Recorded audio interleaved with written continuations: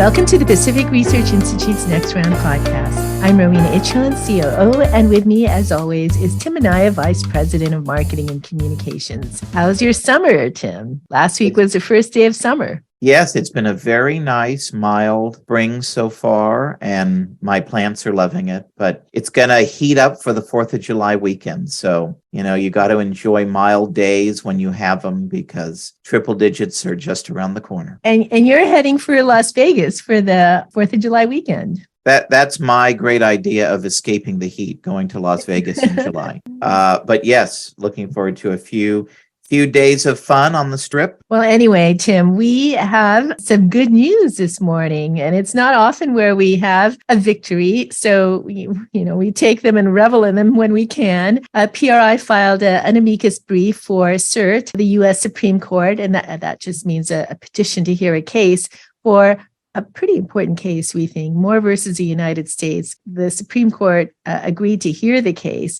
Yes. So this case challenges the mandatory repatriation tax of the 2017 Tax Cuts and Jobs Act that folks might remember. So the issue is what's labeled an income tax in the provision. The IRS has the power to tax foreign company ownership that hasn't realized income, neither through a sale or even dividends. In other words, the IRS can tax you for just owning shares of this foreign company. So the couple, Charles and Kathleen Moore, face this retroactive tax on an investment that they had in a power tool company for small farmers in India. So despite not realizing any profits on their investment, the Moores got a tax bill from the IRS of almost $15,000. So this case tries to make clear what exactly is being taxed, whether it's an income tax or a wealth tax, in this mandatory repatriation tax. We'll probably file on the merits of the case, and hats off to our colleagues at Competitive Enterprise Institute for shepherding this case for all these years.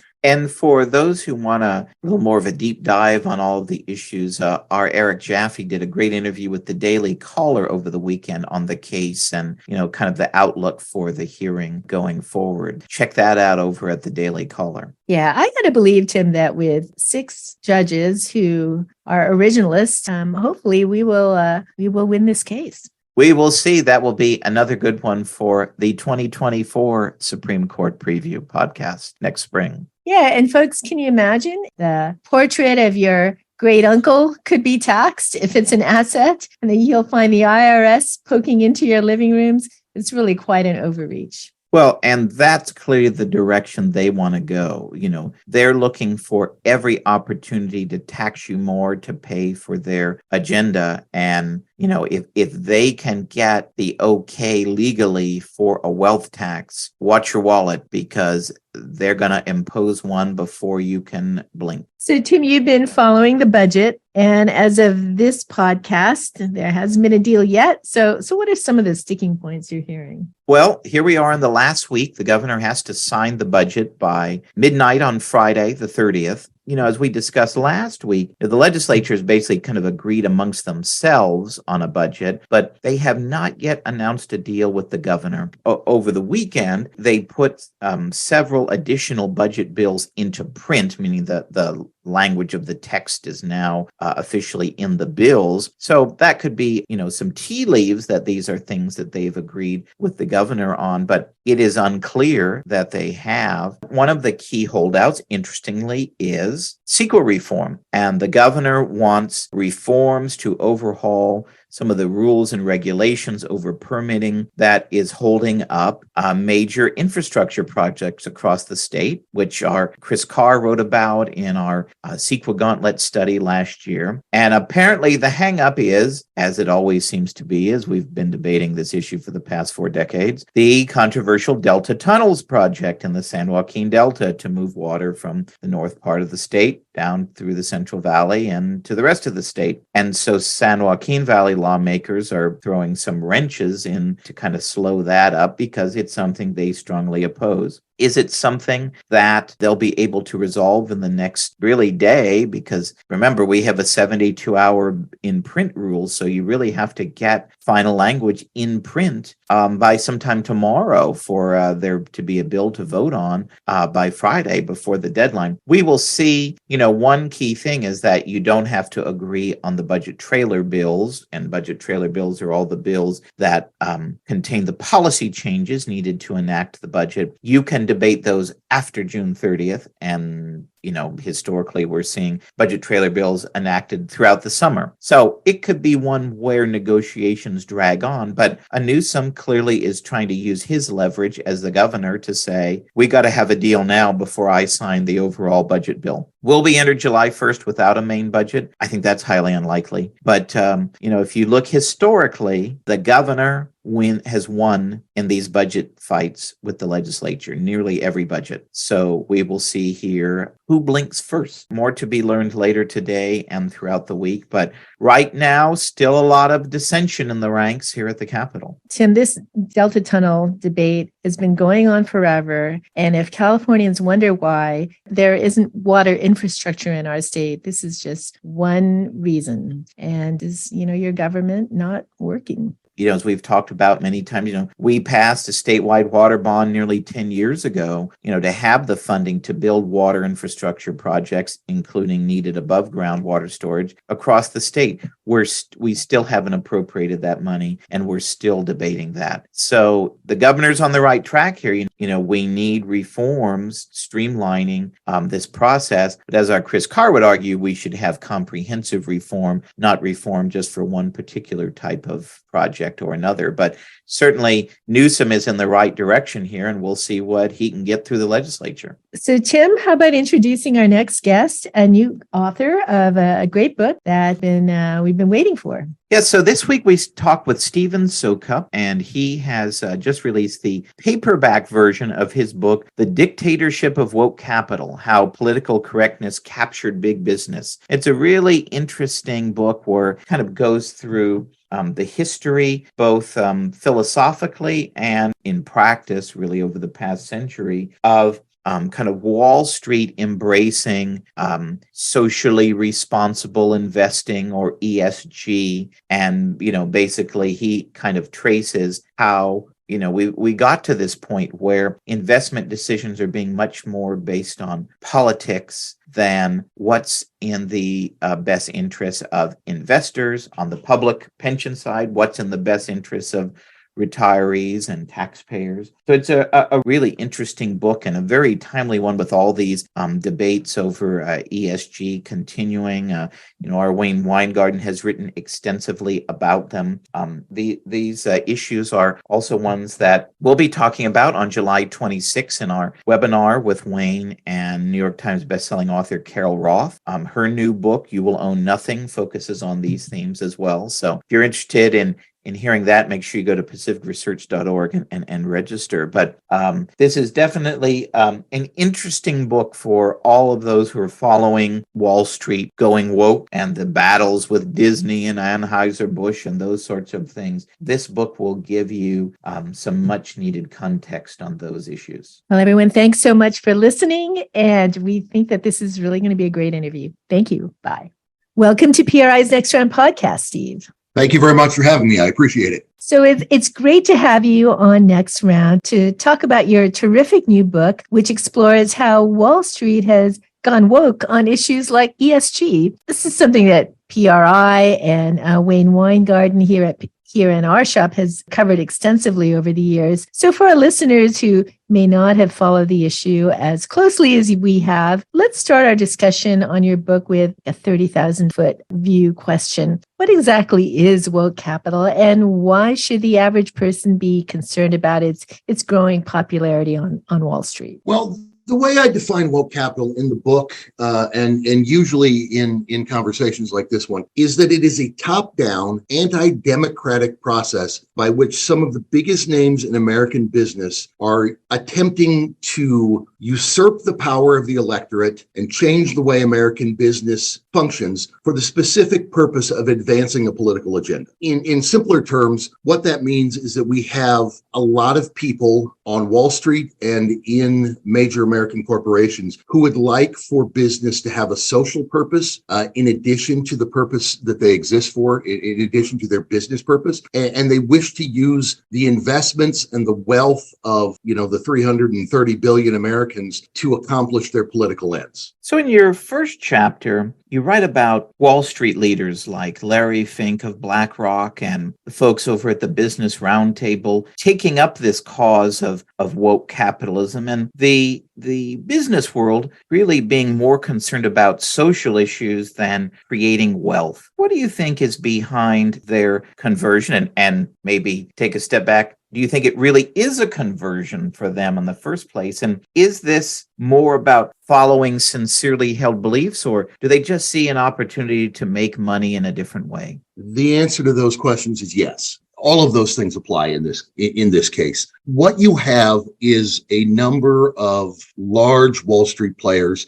You mentioned Larry Fink, and I singled him out in the introduction to the book. He's the CEO of BlackRock, which is the largest asset manager in the world. At the time I wrote the book, I believe they had $7 or $8 trillion in assets under management. They got up to as high as 10 or 11 trillion. The last, several months of the bear market took them down a little bit, but they're a major player on Wall Street. And you take the other two large passive asset management firms, which are Vanguard and State Street, and add them together, and you're talking about $20 trillion, larger than the economy of the United States, that is being used to advance purposes other than to create wealth for the shareholders. That's a serious issue because it's not only a violation of the fiduciary responsibility of asset managers, but it's also a way, as I mentioned, an anti-democratic way around the electorate. It's a way to advance policies that the electorate would never approve of. I think that you get people with lots of varying different motivations in this group. Larry Fink, for example,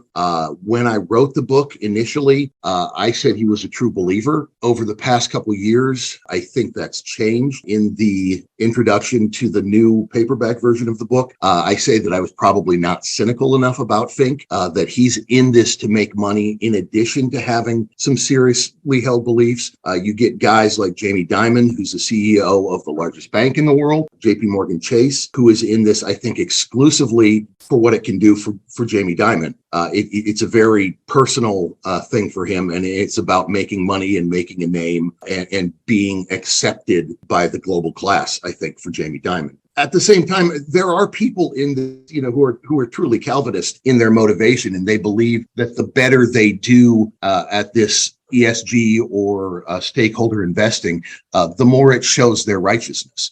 So they are true believers. They think that this is an expression of God's will, modern lingo of the will of the creator, the supreme being, or whatever, of the fates, whatever, they want to choose, that this demonstrates their righteousness. And so I think that there are a lot of different motivations. You've got people who are true believers, people who are cynical, and people who are in between. So, Steve, if this is a legitimate money-making motive to go ESG, then is it not a proper incentive for corporations to implement in their firms? If this is what the public wants, they want firms to have policies as an ESG, and it's part of the profit-making motive. Is this legitimate? I'm playing the devil's advocate here. Yeah, it certainly would be legitimate if that were in fact the motivation of shareholders. But what we're talking about here is a handful of, mostly men, a few women, but mostly men who have decided that they speak for all shareholders, and because of quirks in the American financial system, have the ability to do so. When I talk about BlackRock, for example, having $10 trillion in assets under management, what that means is they have $10 trillion that has been entrusted to them by regular Americans, sometimes wittingly, sometimes unwittingly, to invest on their behalf so that they can retire. If you have an IRA, if you have a 401k, if you have any sort of investment vehicle whatsoever, then the chances are pretty good that investment will be invested with a Vanguard fund or a BlackRock fund or a State Street fund, in which case you own a share of the fund, but they take your wealth and they buy shares of the company. So essentially what they're doing is usurping the power of the true to underlying shareholders to advance their own political agenda. So yes, if a majority of shareholders wanted to advance ESG, that would be great. And we'd have to say, this is the free market at work. But it's not even close to that. It's maybe 10 or 15 different firms that are driving all of this and using the usurped power of the actual owners of the underlying shares of the corporations to advance a political agenda that most people would not agree with. So switching topics, you write that there is a myth in Hollywood and the media that a Wall Street fat cat is a stereotypical Republican. But you actually trace the history of this issue and found that Wall Street has been much more aligned with big government and Democrats before the corporate shift towards supporting more and more Democrats over the past decade or so. Share with our listeners a little bit of this history. Well, if you look back at the history, this myth begins essentially with the Great Crash, the Hoover administration, because Hoover was a Republican. It's assumed that he was aligned with Republican forces, and that when Wall Street fell and it hurt the rest of America, that this was all a Republican problem. The fact of the matter is it never was.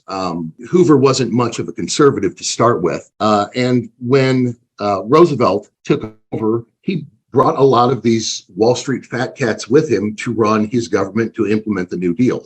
So it's never actually been true. I would say that Wall Street's probably been pretty evenly divided between Republican and Democrat, or at least it was from, say, the 1920s up until the early 1990s. The way things changed in the early 1990s was with the election of Bill Clinton and his affiliation with Wall Street, and specifically with Robert Rubin, who was the co-chairman of Goldman Sachs. And Goldman Sachs was a very liberal-leaning Wall Street firm. At the time, Bob Rubin obviously was a liberal.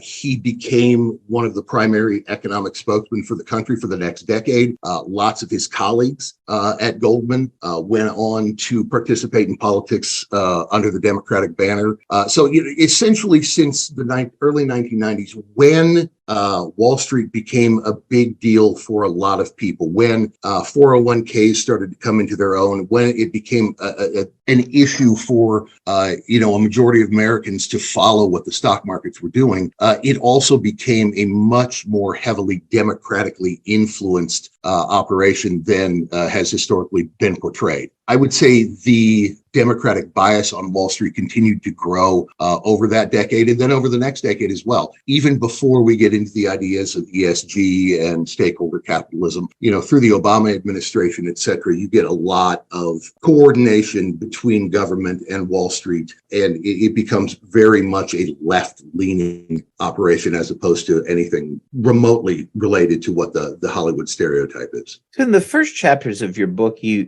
trace both the evolution of American business and the economic philosophies that guided investment and growth. Walk our listeners through a few of the key economic philosophies that you believe shaped the evolution toward how we got to woke capitalism today. Well, I think the most important, clearly American progressivism. And we start that discussion in the 1970s at the newly formed Johns Hopkins University, where Richard Ely, who is one of the godfathers of American progressivism, is teaching economics. And one of his graduate students is a man named Woodrow Wilson, who would obviously go on to become the president of Princeton University and then the president of the United States, governor of New Jersey, and also one of the godfathers of American progressivism. And together, the two of them latched on to this idea that was fairly popular in much of Europe, in Germany in particular, that there needed to be this professional class that guided the electorate, that ensured that the administrative part of government was carried out effectively, regardless of the will of the people, because the people could be selfish and stupid and ignorant. And so we needed a professional class that could rise above this and manage the government as well. This is the foundation not only of American progressivism, but of American public administration as well. This idea that there needs to be a dedicated class that rises above the electorate, that is immune from politics and that can advance a governing agenda without the input from the electorate. So that's a big part of it, is progressivism in public administration in the late 19th century. A second philosophical strain that influences the way this works, I would say, is cultural Marxism. At the end of World War I, you have, a large group of dissatisfied and confused Marxists coalescing in Germany in particular, who can't quite figure out why the workers of the world didn't unite, why instead they went to war for Germany or France or England when they were all supposed to go to war against the capitalists instead. And they worked rather diligently to try and come up with an explanation. And one of the most prominent explanations that they came up with for why their revolution didn't occur is that the workers of the world had this false consciousness that they were not allowed to know who they truly were and what they were doing and why it mattered. And therefore, the answer to promoting the revolution, to making it possible in the future, was to change the culture, was to give these workers a true consciousness by changing the culture, by eliminating the church, by taking over the institutions of education and media and entertainment. And so that's what they set about to do. And over the course of the next 30, 40, 50 years, that's precisely what the leftists in Europe and in America did, was they took over these cultural institutions. In the 1960s, you get conditions that enabled this public administration top-down view of government to commingle with this idea that we needed to change the values and perceptions of the workers, of the people, by changing the institutions. And they sort of were able to merge with one another and to create this philosophy that becomes sort of the guiding philosophy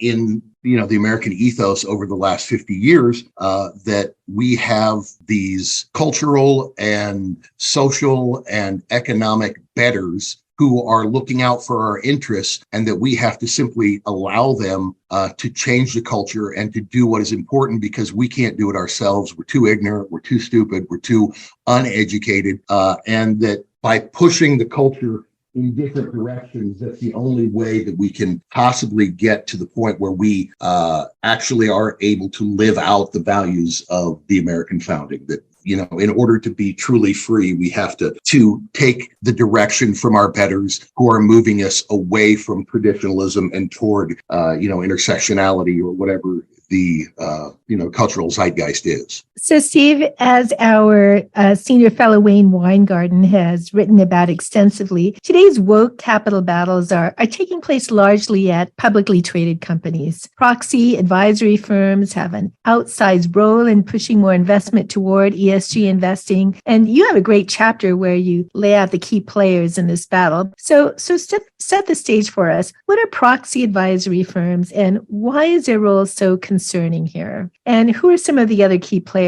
pushing for ESG, and why? Well, I'll answer that question by noting first that there are two chapters that start the second half of the book, and then the players on the left and then the players on the right. The people pushing ESG, stakeholder capitalism, woke capital, and the people who are trying to resist it. The people pushing this ideology and pushing it into capital markets constitutes the longest chapter in the book, some 40 pages. The people who are fighting against this, the people who are trying to preserve free and fair capital markets, people who want business to go back to neutral, is the shortest chapter in the book. It's about 5 pages. So that just is a little bit of a demonstration as to what type of institutional forces those of us who wish to preserve free and fair capital markets are up against.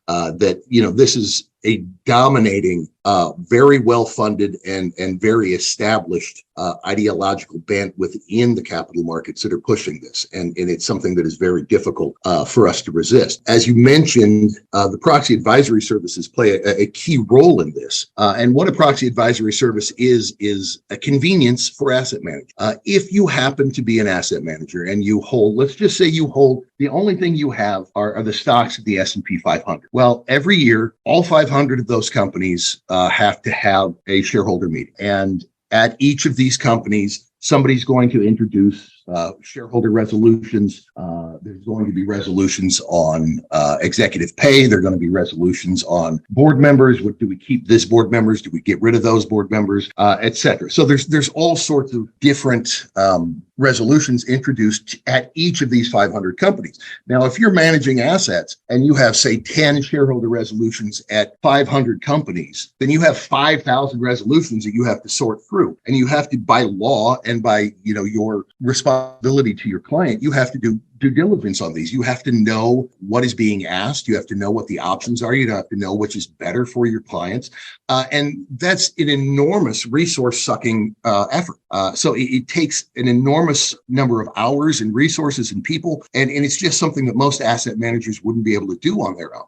And so these proxy advisory services come along, and they offer a solution to this. They say, hey, you pay us. We'll provide this service. We'll do the due diligence. We'll explain what's going on. We'll tell you who to vote for.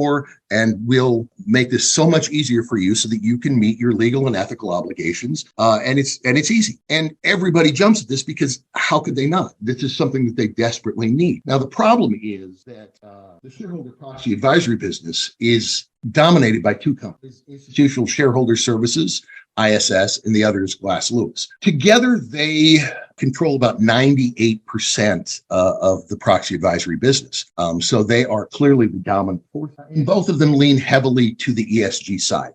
They claim that they're not leftists, that they're not inherently ESG friendly. But the fact of the matter is that if you trace their origins, if you trace their beliefs, if you trace their recommendations over the years, they are very aggressively in favor of ESG. You're an asset manager and you sit there and you say, well, what am I going to do? How am I going to vote? And here comes this service that controls 98% of the business and says, here's how you vote. And they're telling you to vote for ESG. And you don't even realize that it's voting for ESG, that you're just doing what you're told by the people who did the due diligence on your behalf. So these proxy advisory business are of enormous importance. They've grown in importance over the years. And there is very little check against them in the business because they control so much of the business, because they're a virtual duopoly. So a lot of these battles take place, as you mentioned, when activist investors engage in political theatrics at annual shareholder meetings where small shareholders can take the microphones to push for their political agendas and force shareholder votes. So who are some of these key groups and how successful are they in steering investment dollars toward funding their political-driven investment agendas? Well, there are a lot of different players. The good thing is that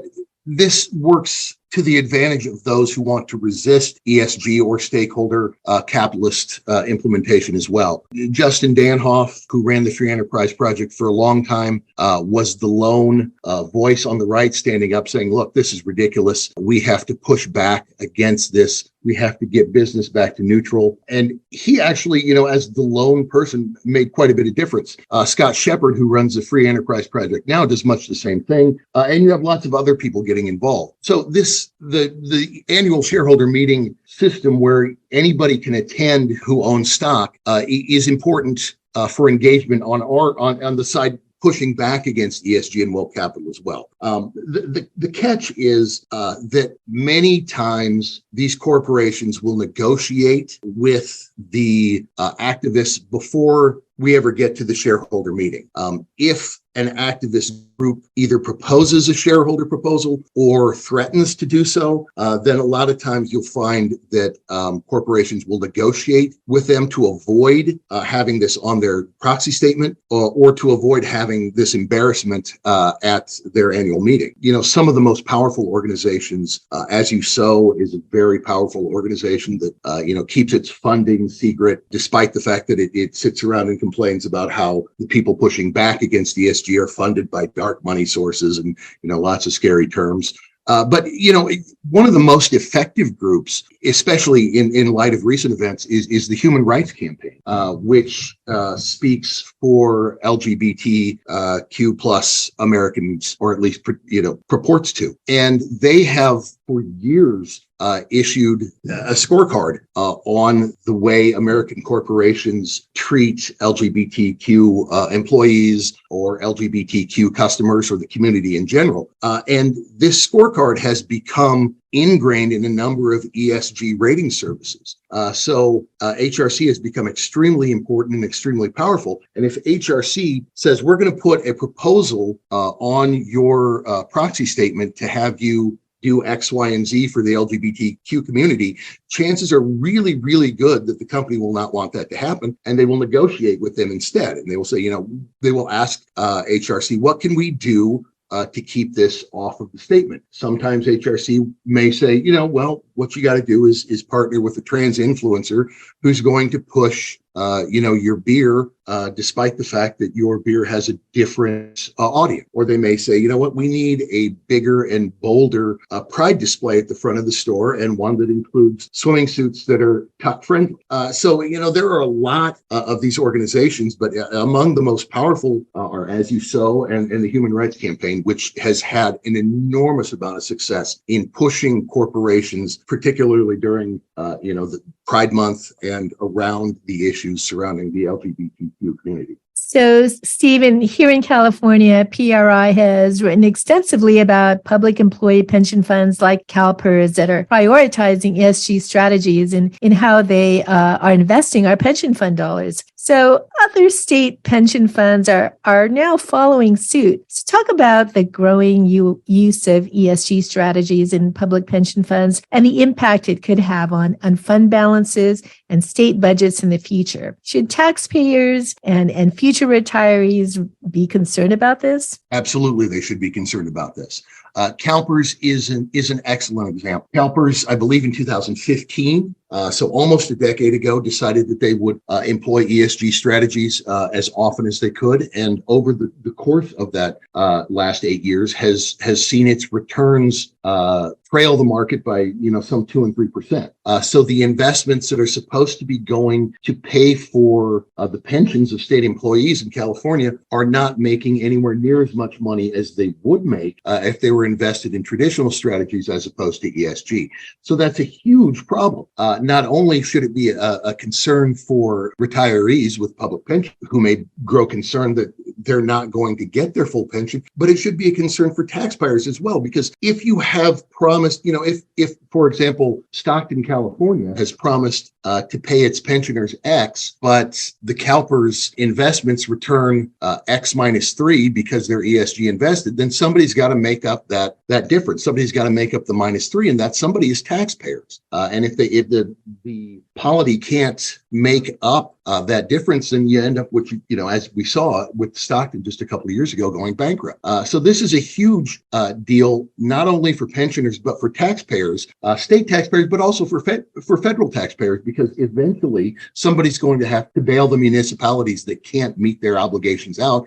And that somebody is going to be the federal government. And that means by definition that it's going to be the federal tax. So one final big player that we haven't really talked about are the corporations themselves and the corporate leadership. So you might think that nearly all corporations are trying to resist this type of political-driven investing, but you write about big companies like Apple and Amazon and Disney, whose leadership is really pushing for more of it. So tell us about some of these corporate leaders who are driving corporate decision-making toward ESG and what's behind their thinking. Well, I'm glad that you mentioned Disney. Disney is one of the chapters in the book, but Disney also exemplifies a lot of what is wrong with corporate leadership today. I always say, stealing a line from my friend Justin Danhoff, that pressure on corporations comes from 3 directions. It comes from the bottom up, which is employees. It comes from the top down, which is C-level operators, and it comes from the outside in, which is activists and activist investors. We talked a lot already about activists and activist investors. The bottom up and the top down are both exemplified really nicely by Disney. For years, Disney has been among the wokest corporations in the world, and it was largely because of the efforts of its CEO, Bob Iger. In 2016, when Georgia passed its religious freedom law, Iger threw a fit and said, you know what, we're going to have to boycott the state of Georgia. This is not acceptable. And he led the entertainment industry in pushing back against this. The next year, when North Carolina passed its bathroom bill, again, Iger stomped his feet and threw a fit and said, you know, this is something that we can't allow to happen. And again, he led the boycott against the threat of a boycott against North Carolina for that as well. In 2019, again in Georgia, the legislature passed a fetal heartbeat law, a pro-life fetal heartbeat law. And again, Bob Iger threw a fit. And in this case, he directed it specifically at the people of Georgia.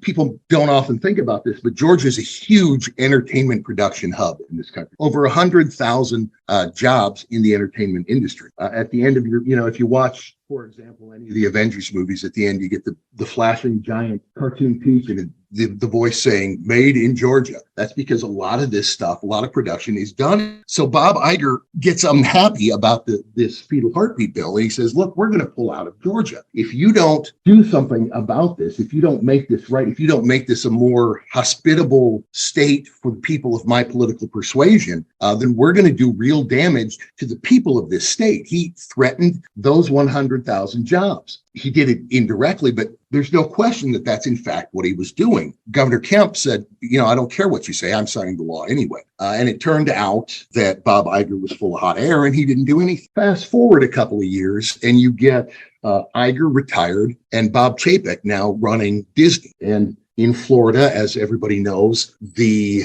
legislature and the governor were pushing for a law to allow parents to monitor and to be in charge of what was taught to their children about sexuality, homosexuality, etc., at young ages. And a number of Disney employees took offense to that. Bob Chapek, who was the CEO at the time, said, look, I have no interest in getting involved in politics. I have no interest in doing anything here.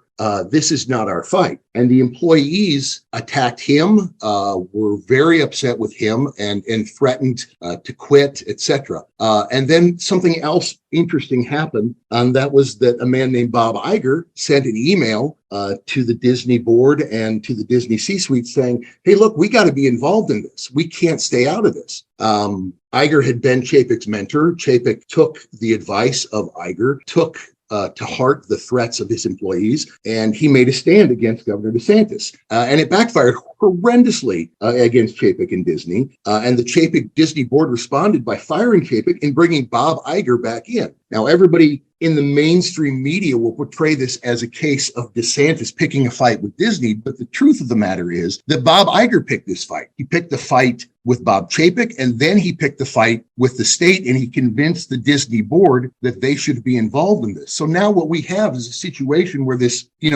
little guy who loves politics and is generally considered a really wonderful and friendly CEO is trying to play politics with shareholder money in Florida and trying to advance a political agenda, and specifically pick this fight with the state in order to do so. So that's one of the ways that you see both the bottom up and the top down having influence on some corporations in the way that they pursue this woke capital agenda. So there are a lot of proposals on the table regarding woke capital on both sides of the issue, from proposed SEC regulations to legislation in Congress and state legislatures. So what are some of these proposed changes that our listeners should be ultimately concerned about? And what should be the ideal free market course that policymakers at every level of government ought to take in this issue? Well, the most obvious one, as you mentioned, is the SEC proposal on climate change disclosure rules, which would force every corporation in the country, every publicly traded corporation, to report annually or their climate change numbers, the amount of carbon they use, the amount of carbon that is used in making their products, the amount of carbon is used in transporting their products, et cetera, et cetera, et cetera.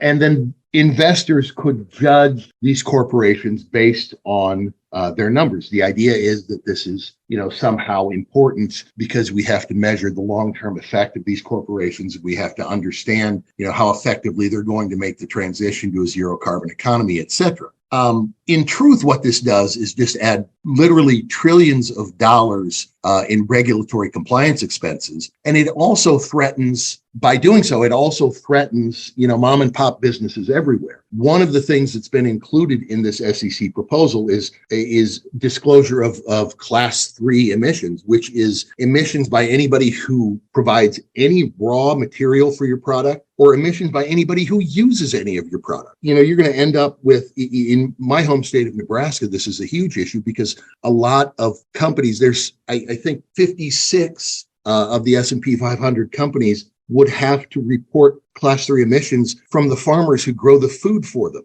And most farmers, mom and pop organizations, or even larger farms, simply aren't equipped to measure their emissions and to report these every year. So this is a huge proposal that would have an enormous impact throughout the country, and would probably, you'd have to get Willie Nelson and John Mellencamp out dancing and singing again for all the family farms that would be going out of business because of this proposed rule from the SEC.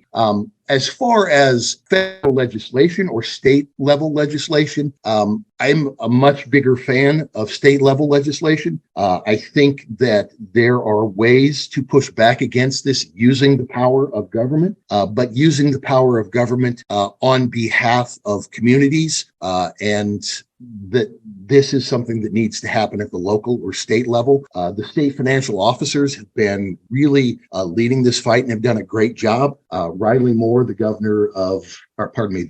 treasurer of West Virginia, has sort of set the standard for this and provides a good example of how this is important, in that he has the ability as the treasurer to decide which banks and investment companies the state is going to do business with. And he issued a statement saying, we would like all of you banks and investment companies to tell us what it is you believe about the future of fossil fuels, the future of the industry that drives the economy of the state of West Virginia. And a lot of these companies responded truthfully and said, this is something that we're pushing against. He said, well, we can't do business with you. As a fiduciary of the people of West Virginia, I cannot allow their money, the taxpayers' money, to be invested with companies that are trying to put them out of work by trying to put the state's most important business out of business. So that's one way that the government of states can push back. That's one way it has pushed back. And that's one important way that it can push back on behalf of its constituents without creating distortions in the market. Ideally, there would be a free market solution to this, but there are ways in which government can aid the battle against stakeholder capitalism, woke capitalism, ESG, whatever you want to call it. And I think it's important for the states in particular to be involved. So finally, let's get out our crystal balls here. What do you think? Is woke capital here to stay, or do you foresee future evolution on Wall Street when it comes to politically driven investment? Ultimately, do you see a day when a politically unfavored industry may not be able to open a bank account or get investment fund dollars solely due to politics? I think that it is possible that we will see that day, but I also think that it's just as possible that we will see a much more effective pushback. I think that we're, at a unique period in time when the concentration of power, the concentration of capital has become an issue even to those on the right, and that there is much more concern today as opposed to, say, 5, 10, 15 years ago about what the concentration of power and capital can do and how it can be used to advance nefarious efforts or nefarious ends, And so I think that we're at a change in the way we view bigness, in this country and perhaps throughout the Western world. And I think that that's a good thing because all of this woke capital, ESG, stakeholder capitalism is all enabled by concentration of power and capital in just a few hands. As I mentioned just a second ago, I think that the state financial officers and state attorneys general have done a really good job of pushing back against this bigness and pushing local and community ideals in investment and management of wealth. I think that the guys at Strive Asset Management, for example, which is a firm founded by Vivek Ramaswamy, who's now running for president, I think that what they're doing is important because they're offering an alternative to the big three passive firms. I think that if we can get federal legislation reducing the burdens to entry for others to create their own funds, to create their own mass asset management firms, to offer greater diversity and greater pushback, and to limit the concentration of capital in the hands of a handful of people at the big three passive firms. I think that's the type of thing that right now holds a lot of appeal and can in fact make a significant difference in the impact of woke investing and of stakeholder capitalism. So for our final question, Steve, we call our podcast Next Round because of PRI's proximity to wine country and our love of discussing public policy over a great glass of California wine. So what wine, beer, cocktail, or other beverage can you recommend to our listeners as we celebrate the publication of your new book? Well, like a lot of people these days, I'd have to abandon California, not take any California wine, and move to Texas. And I'd go to the Shiner Brewery in Texas and pick out a Shiner Bock. Thanks so much, Steve. And we'll miss you out here in California. Thank you very much. If you like this episode, please tell your friends and subscribe to PRI's podcast at iTunes, Google Play, Stitcher, TuneIn, iHeartRadio, and Spotify. And when you're on these platforms, don't forget to give us a big 5 stars. If you don't subscribe to any of these, you can still listen on PRI's YouTube page, youtube.com/Pacific Research 1. That's the number 1. Thanks for listening. I'm Rowena Ichon. Hope you'll come back again for Next Round with PRI.